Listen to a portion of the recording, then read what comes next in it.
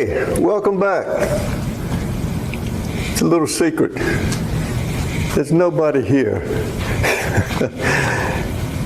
I didn't set up the camera correctly. The first, during the real lecture, after lecturing for 100 minutes, I discovered there was no recording.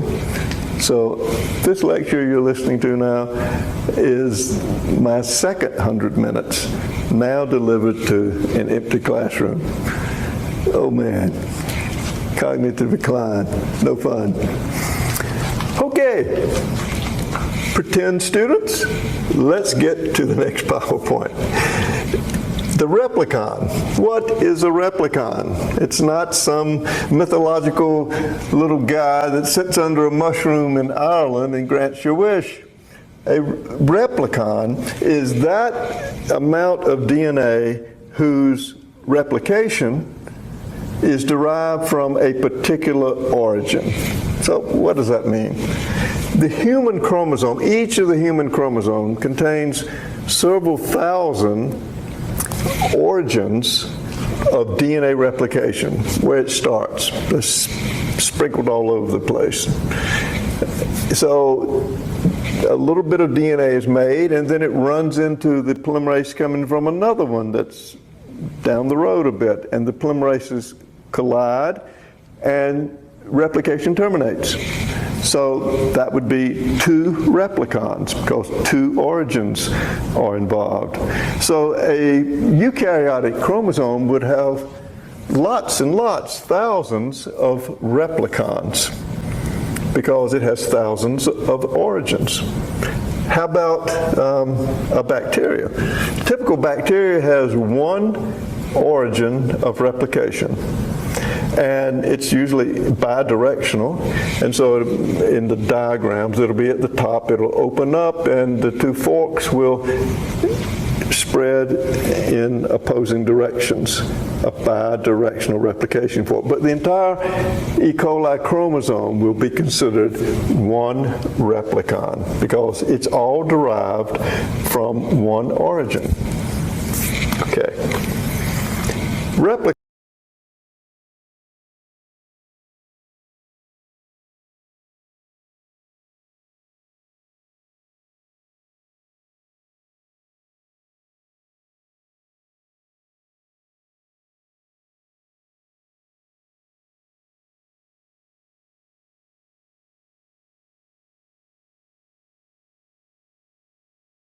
Repair operation going on, and that's how termination of DNA replication happens. It happens 1,000 times over the length of the chromosome. You don't need a specific site to terminate.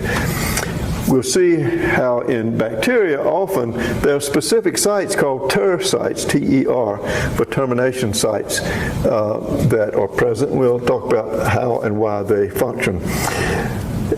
An origin is active for every cell division, which means if you replicate your DNA, it's going to trigger events which automatically lead to a cell division. This has exceptions. You know, a lot of plant cells and in other organisms, you'll often see polyploidy, where in an older individual, some of the DNA has duplicated, but the cells are not divided. You get multiple copies of the genome in the same nucleus without cell division. In Drosophila, in the larvae of the Drosophila, in the salival gland of the Drosophila, which is the fly, larvae, you'll see duplication of the DNA, maybe 1,000-fold, but the cell does not divide. We'll talk about that later in the course also. Okay, so let's go on. In E. coli, if you see that big squash there on the right, that is the DNA spilling out of a single lysed E. coli cell. Notice how much of it there is has to be packed into that relatively small volume, and also the fact that it appears to be organized into loops. That's not a random array of DNA you see there. It definitely has a loop structure. It turns out that our chromosomes have looped structures, loops and then loops within loops called nested DNA loops. So the nesting of loops seems to be a common organization of DNA in cells. Bacteria, phage, usually have a single origin of replication. So a bacteria is usually comprised of a single replicon. If it does not contain other things like a phage, a bacteriophage, which is really a virus of bacteria, or if it has a plasmid, then the phage and the plasmid have their own replicons. So a bacterial cell can have multiple replicons, but in terms of the chromosome of a bacteria, it constitutes a single replicon. A plasmid usually only has one origin. It is a single replicon. Likewise, a phage. You know, plasmids are really infectious DNAs. They differ from bacteriophage in that they don't have a coat protein and they don't infect as independent free-floating particles. The plasmid infects by bringing its recipient target cell together, reeling it in with a sex pili, and then forming a channel and just passing one strand of itself into the recipient cell. But still, it's sometimes it'll have parts of the chromosomal DNA incorporated into it accidentally, and you'll get genetic exchange that way between the two hosts. Other times it'll be integrated into the host, and as it tries to pass itself, it ends up passing the host chromosome because it's all on the same circle, because the plasmid is integrated into the host chromosome. We'll talk a lot more about how all that works later. Archaea, Mama Archaea, who gave us the nucleus. Some archaea have multiple origins, sort of an early signal for what is to come in the eukaryotic chromosome. Most Archaeobacter are not in groups that led to eukaryotes. There's only one section of Archaea that ended up evolving into eukaryotes. Okay, let's talk about plasmids. What is a plasmid? It's a circular double-stranded DNA. It has an independent way of, it has its own origin, in other words, in terms of a start point. It can have an origin that uses the same mechanism as the host, and that would be a single copy control. And so every time the host replicates, then that same machinery will replicate the plasmid. The plasmid won't be physically integrated into the chromosome, but it will use the same machinery and subject to the same regulation. Or it can have its own original kind of origin and use its own mechanism to replicate itself.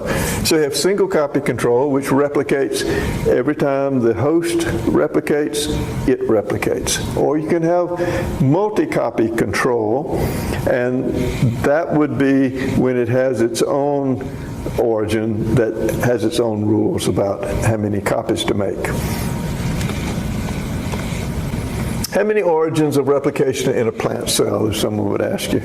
Well, let's see. The plant cell, typical cell, has multiple mitochondria, and each mitochondria has multiple mitochondrial genomes, which are circular. They look like a plasmid, so like chromosome. The mitochondrial genome is circular DNA. It reflects its bacterial origins. It's circular DNA. And we'll learn later that the mitochondrial DNA is replicated each strand at a time. Each strand has its own origin. So for mitochondria specifically, if you get down to the single DNA genome of the mitochondria, it is two replicons because it has two origins, one for each strand. And then you multiply that by the number of mitochondrial DNAs in a single mitochondria, and then you multiply that by the number of mitochondria in a cell, And so you get a large number of replicons just coming from the mitochondria.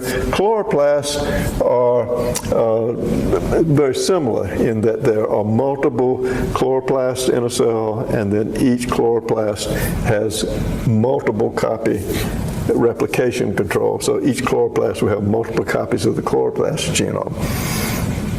And then the nucleus, it has multiple linear plasmids, but these linear chromosomes, and these chromosomes contain several thousand origins. Each origin is responsible for replicating a tiny part of the chromosome. So there are thousands and thousands of replicons in a plant cell and for a human cell as well. What are the general rules? Initiation of DNA replication commits that cell to divide. There are exceptions, as we discussed earlier, about polyploid cells and older plant tissues will sometimes duplicate the DNA without dividing and so forth. But it's certainly in bacteria, initiation of DNA replication means that automatically that cell is going to have to divide. Division must not occur, of course, until after you finish the replication. So replication is controlled at the very first step, at this initiation step. Once it gets started, it's hard to control it. It's moving at 866 nucleotides per second. Imagine, 866, it doesn't have a brain, doesn't have any tiny hands, it's just a molecule just flopping around, and it's able to correctly pair up 866. And it doesn't say, an A, I'm going to need an A. Who can give me an A? Okay, I got an A that pairs with that T. It just randomly starts popping things in and sees what fits. Okay, looks like a T fits or an A fits, and that gets the next one. So it's quite incredible that DNA replication can go at such a speed. So it's at least 10 times as fast as transcription, where you make RNA. Transcription, how fast does that go? It goes about 50 nucleotides per second. 50 nucleotides per second. Is that, could you hear that as a vibrating pitchfork at 50? Because it's doing that. If you stuck your ear up to a cell, could you hear transcription going on? Could you hear DNA replication? They certainly would create vibrations through the cytoplasm at that frequency. 1 hertz is 1 vibration per second. So 50 nucleotides per second, it's going at a rate of 50 hertz. What does a 50 hertz sound like? Can you even hear it? Is it high? Is it low? Well, I did some Googling around. It turns out that the hummingbird, the flap of the hummingbird's wing is about 52 beats per second. So you hear that hum of the hummingbird, that is the hum you would hear if you stuck your ear on the side of an organism, whether it's a bacteria or, a cell from any organism. That's the speed of transcription. Of course, the speed of DNA replications at a higher hertz, 866, that's a higher, much higher pitched sound that you would hear. Okay, enough trivia. Types of replication control. We've alluded to this a little bit here. Single copy. Bacterial chromosomes have it, some plasmids, many eukaryotic chromosomes. The eukaryotic chromosome has thousands of replicons, but control is a problem. With all those thousands, they have to all activate to get the job done. But they can only fire once. for cell cycle. You don't want some places with 5 copies and other places with 1.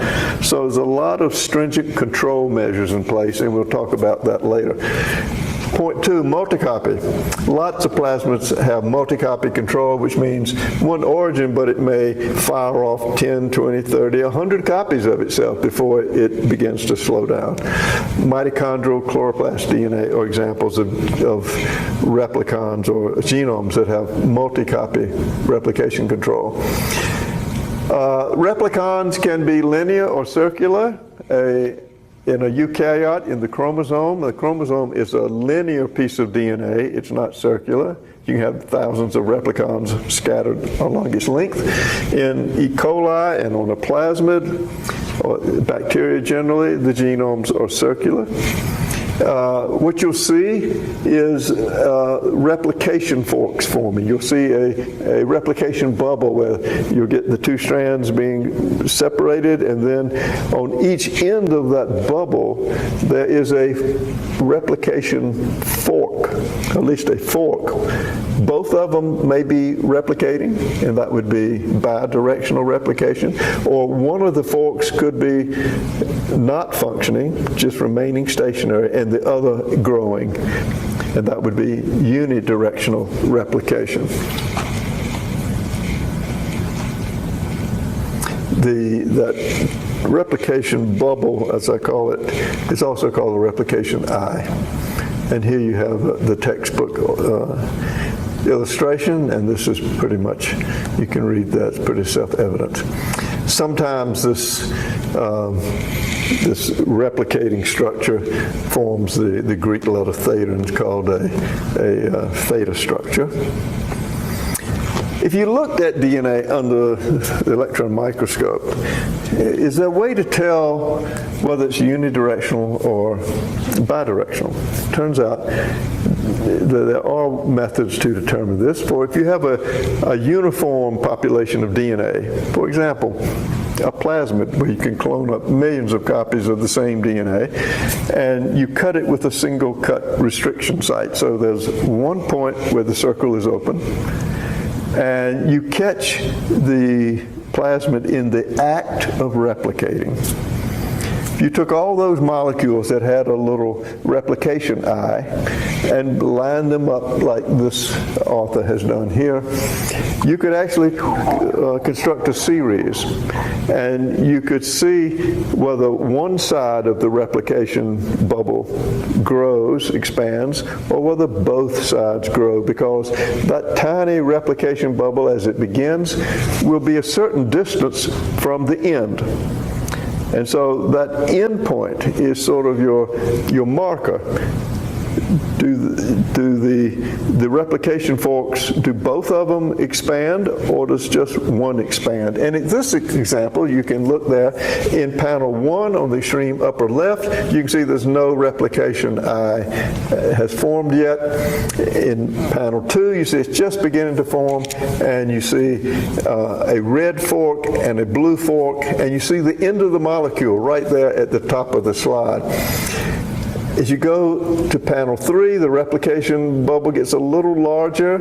It's kind of hard to tell whether one replication fork is growing and the other is not.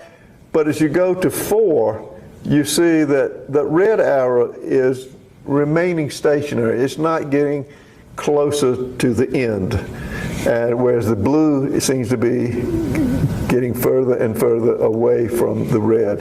And you see that in panel 5 and panel 6, it's more evident it's growing even further in 7 and to 8, and eventually it'll go all the way to the bottom end and it'll be sort of like a Y. So is replication unidirectional or bidirectional for this particular coli-1 plasmid? It is unidirectional because only one side of the replication eye is growing. Only one replication fork is active. Unidirectional. Let's look at a eukaryote or example where you have bidirectional. What would that look like? Well, one way to conduct the experiment is to conduct a labeling experiment where you put two different kinds of labels in sequentially. You put in one, let replication occur for a while, then you wash it out, and then put in the second label. You can use radioactivity, a heavy density, a strong emitter versus a light emitter. Like you can use P32 as the heavy emitter, gives a good solid band. Then you can wash that out and put in tritium label deoxynucleotide triphosphates and look at the pattern. Or you can use fluorescent nucleotides, put in green at first, wash it out, then put in yellow deoxyribonucleotides, and you can construct the arrow of time by looking. You'll go from, let's say, green to yellow. You'll know as time progresses, green changes into yellow. So you'll see green right next to yellow. Or if it's heavy and light isotopes, you'll see heavy, and then you'll see light, and you know heavy came first, and then it's light. So what would it look like if you were using radioactivity? And you isolated a population, you caught them in the act, they were replicating the DNA. Well, some would have started replicating before you started your experiment. So you'd have a little replication eye being formed, and then you add the heavy isotope, and now as the fork grows, you see heavy labeling on both sides of a little blank space. The little blank space is that replication bubble before you added the isotope. So the prediction is if it's bidirectional, you're going to see a gap and then heavy, heavy on both sides of that gap. Over here you'll see heavy, heavy on either side of a little gap. Depending on the stage of replication you catch it, when you add the isotope, that gap can be very small or it can be a little larger. Then it's harder to tell whether these two are really associated with each other if they're that far apart. But there should be plenty of examples where you get too close together and you know they're on both sides of a replication fork. Then you add the light label, so it should be heavy, and then on either side, outside edge, you should see light. So let's look at the actual data here. Here you see the heavy, heavy in the bottom panel, heavy, heavy, separated by a little gap. That's that replication bubble that has formed before you added the first isotope. And both sides now are labeling heavy. You wash that out and you add, let's say, tritium deoxyribonucleotide, and you look at the upper panel where they've overexposed some of these bands, and now you can see the light labeling on the outside. So this is the pattern you would expect for bidirectional replication. Heavy, heavy, and then light, light, depending on the isotopes that you use. You could also do the same experiment instead of using radioactivity. You could use fluorescent tags on the nucleotides. Here you would go green would be at first. You wash out the green nucleotides and put in the yellow nucleotides. And so you'll see yellow on the outside. That's the second time point, so you know that direction of time is from green going out. In this case, you don't see much of a little gap in between because you caught replication for this particular origin before it had actually opened up and separated, so you don't see a gap there at all in this case. So you don't have to see a gap, but you see yellow, yellow on either side. So this is what you'd predict bidirectional replication to look like, and here you see it. And there are other ways to detect, to determine whether it's unidirectional or bidirectional. For example, you can fragment the DNA of the genome if you get cells that are replicating, and you can electrophoresis it, run it through an agarose gel, and look at the migration pattern.